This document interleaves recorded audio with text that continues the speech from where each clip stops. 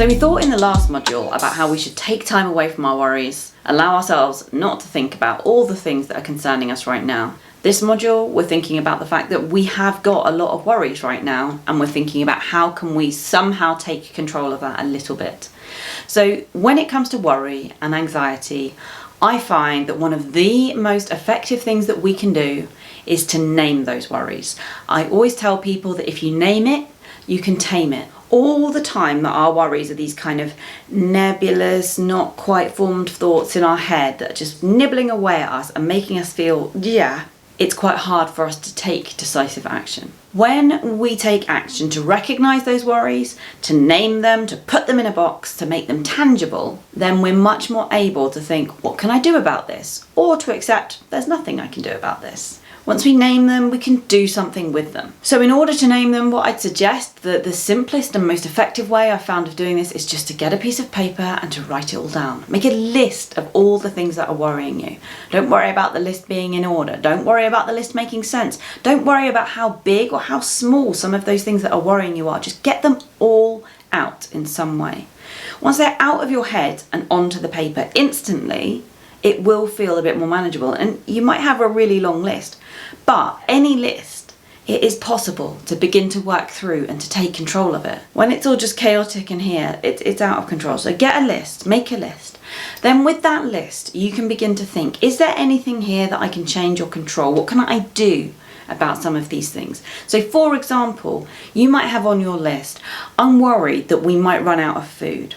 How you could deal with that is you could think about, well, maybe I'll take stock of how much food I have, how long I think it will last, and what I think it's realistic to be living from. And perhaps I'll create a meal plan, or I'll begin to ration some things in order to enable me to have enough food. So that's an example of a worry that you can take that might be there and just preying on your mind, but you haven't really allowed it to fully form. And so you haven't thought about what to do next.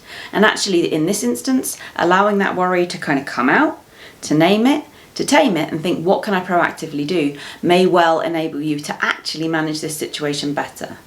So get those worries out and name them.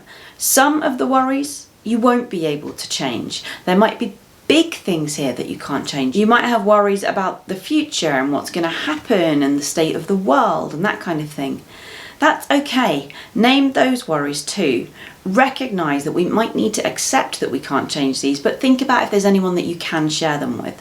So in just the same way that we thought about having time off from worry, have a think about if there is someone who you can talk to, who you can explore the things that you're worrying about and get those said out loud, share those worries and hold each other's worries together. When they're out, we talk about them, we share them, that load does always feel a little bit lighter. So think about what you can control and change, try to accept and maybe share what you can't. And then there might be some worries on your list that should be on someone else's list that you can pick up and you can pass on.